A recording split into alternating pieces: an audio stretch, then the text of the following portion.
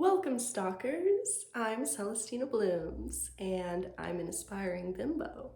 I've touched on this in a couple of my other videos, but it's been a while, so I felt like it was time to go more in depth. If you don't know what I mean when I say bimbofication or bimbo, and you're like, what the fuck are you talking about? Then you can go watch the other video that I made explaining it. But in this video, I'm going to be talking more about what it means to me and in this video, I'm going to focus more on the journey that I've gone through so far in relation to my goals of becoming a bimbo. So for context, I grew up in an environment that was in many ways kind of like the opposite of like my interests now. I wasn't allowed to shave my legs, I wasn't allowed to wear makeup, wasn't allowed to like cut or dye my hair, or wear anything with heels or skirts that were, shorter than a certain length, stuff like that. So that was my origins. And, of course, as, a teenager or whatever, I tried to, rebel and shave my legs in secret and tried to trim my hair when I thought no one could notice. They noticed, but I thought I was being sneaky. And, little things like that, snuck into a room where they were storing some clothes that someone had given us, and there were some heels in there, and I went in there and tried them on. I got in big trouble for that. But yeah, basically, I was raised with the idea that those things were bad, but I still liked them. But when I became an adult, I still wasn't a very feminine woman. I didn't really know how to be very feminine. I still would wear just very average clothes. I didn't really have any makeup skills. And I had 3 different times I cut my hair super short. So yeah, I still was trying to figure stuff out. And then I went into the mindset of body hair positivity and stuff like that. And I was trying to grow all that stuff out to embrace it, and try to make it sexy, I guess. But that didn't last very long.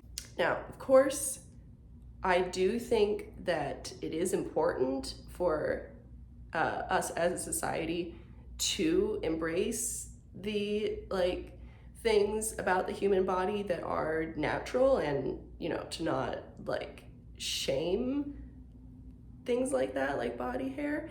So the people who are trying to normalize that is amazing work, and respect to them. I'm just saying it's not the path that I ended up going on. And since around 18 or so, I was very fascinated by the adult industry. I was so fascinated by sex workers, and I was obsessed with this idea. And in my mind, I was I really wish I could be that. It's so freaking cool.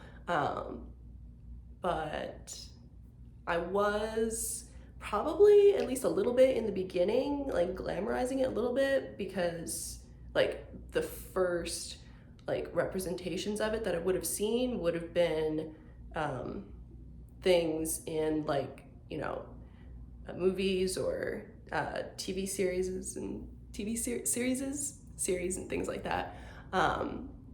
And those aren't usually super realistic, but it It got me curious, got me thinking. And when I'm curious, this is a thing that isn't necessarily a bimbo thing, but a thing I research. Whenever there's something I'm curious about, I research it. So I learned a lot about the adult industry from like a variety of different sources, just like anything I could get my hands on. And so I learned about like kind of what the different perspectives are of, you know, some people think, oh, it's like exploitation and stuff. And then, you know, hearing the actual like sex workers' points of view and the way they talk about it, and, you know, that it's not something to be stigmatized, but also not something to be glamorized, and that, yeah, it's, you know, for a lot of these people, they, you know, chose it and like wouldn't choose any other job, but that it's still not perfect and there's still downsides like anything in life. So after all that research, I kind of had like not a totally unrealistic idea of what, you know, that industry looks like, but train of thought. Pew. I basically kind of was thinking of it like it was a pipe dream, that it was something that was, you know, really fascinating, but like I didn't think that I would actually ever get to genuinely be a part of it as much as I would love to. It just seemed like something so like unattainable, but also like for a while I wouldn't have even been able to get into it because like there was a while before I had a reliable internet connection and a computer. There was quite a while before I had a car, like quite a while before I had a car. So like there were like so many things that were like preventing me from like taking action to try to get into it. So basically I wanted to be a whore, didn't think I could, so that's where we were. I had tried webcam modeling briefly. I wasn't, you know, super good at it, and it was kind of just like a way to learn more about like, you know, sexuality and, you know, what turns the creepy perverts on. I have to sneeze. No, I don't. Okay. So then roughly around the time of the 2020 lockdowns, I discovered Bimbofication hypnosis. Now, I'm gonna do probably another video in the future talking about Bimbofication hypnosis specifically, but to summarize for this video, it basically puts me in a trance and takes my mind on like a magical, sparkly adventure, and at the end of it, I feel blank, happy, and more like a bimbo. And basically, from that point on, I was fascinated by this idea of being turned into a bimbo. So gradually during lockdown, I started practicing my makeup skills, I started shaving, and I decided that I wanted to go blonde. But at the time, my hair was really damaged from like dyeing it a bunch of different colors in the past, and I had just had like dreadlocks that I had given myself. I'll probably show you a picture or something. Um, so my hair was pretty, you know, fried. So I decided to shave it all off to get a fresh start. That was the excuse I told myself, but I was basically just losing my mind during the lockdown. But this bimbofication like goal was something that actually helped me retain some of that sanity during that crazy fucking time. Like it was something that made me actually like get up out of bed and like shower and take care of myself, and like, you know, it, and like the hypnosis, of course, was turning off my brain to all the crazy things that were happening in the world, and I was able to just find some tranquility. And during this time, I decided to try webcam modeling again, and I also tried out OnlyFans for the first time, and I created a TikTok account to promote it, of course, and that actually grew pretty fast. I was impressed. My TikTok, not my OnlyFans, although a little bit, tiny bit. I didn't know what I was doing. And on my TikTok account, I made, well, a variety of videos, but mostly videos about wanting to become a bimbo, and that was part of what was so popular. Once my hair had grown out to more of a pixie cut rather than a buzz cut, I was able to finally dye it blonde, bleach it blonde, whatever. And it was around this time that I decided I really didn't want to go back to my old job of being a massage therapist, where I had like very strict like dress codes about like not looking too sexy, and it was like a very strictly non-sexual environment. Now, like to the average, you know, person, they're like, yeah, that's most jobs. Well, yeah, then that's my point. I didn't want a job like that, and I decided that I didn't want to go back to it even after the lockdown lifted. Then around the end of 2020, a porn agent reached out to me on Twitter, and that was mind-blowing to me because, as I said, I really wanted to get into the adult industry, but thought that it was just like so unattainable. And so this was like a really big deal to me. And luckily, because of all the research I had done, I had somewhat of an idea of what I was getting into. Not a perfect idea, but probably more than the average girl who gets into it, I would think.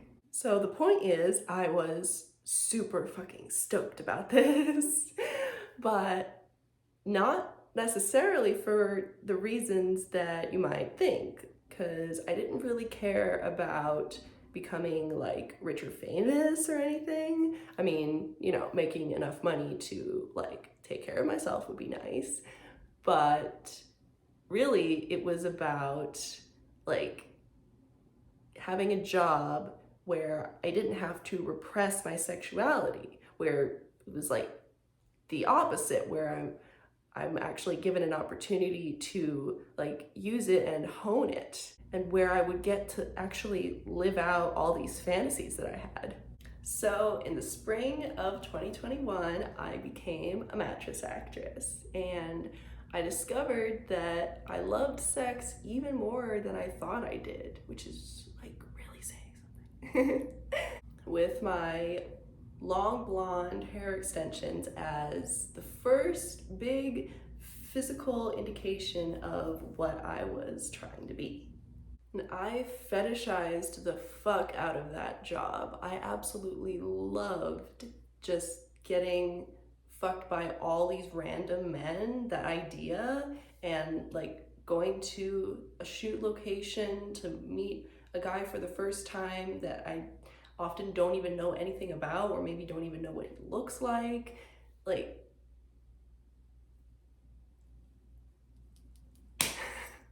it was like such a fucking thrill, and like it continues to be. And learning to be the sexual aggressor but in a submissive way, and like to be innocent yet dirty, like skills like this that are like vital for a bimbo. Then I started briefly seeing this guy that I randomly met online, and I thought that he was going to like help bimbofy me. He had no intention of doing that. He literally just wanted to try my top. He literally just wanted to traumatize me, which is what he did. And he wasn't even in the porn industry. Like, he was just a random guy. Like, I feel like that's important to say. This wasn't like a thing that happened because of the porn industry. This was a completely separate life event. The only thing you need to know about that situation is that I got away from it. But it did put a little setback in my bimbofication because I had to take a break from doing porn because I was having trouble like getting back into the mindset, that enthusiastic mindset that I had before. So like shooting porn wasn't like fun anymore for a little while. So I took a break, got some therapy, dyed my hair red because I wanted a more intimidating vibe that I felt like the blonde wasn't providing. Basically, I had a little bit of an identity crisis for a few months. But I really, really miss what it felt like being a happily submissive feminine fuck toy. There's really only so much of like the world that I can take before I need to turn my brain off and submit to a life of pleasure. So I started listening to hypnosis again, and like clockwork, I started to feel like myself again. So now I'm fully committed to being a bimbo and nothing can stop me. So my future bimbofication goals. Well, for starters, I want to become way girlier in my day-to-day life. Like, I look pretty girly, you know, right now for this video, but like as much as humanly possible, like in every element of my life, even to the point of like, you know, my personality and maybe like my voice, although people think my voice is nice. I don't know.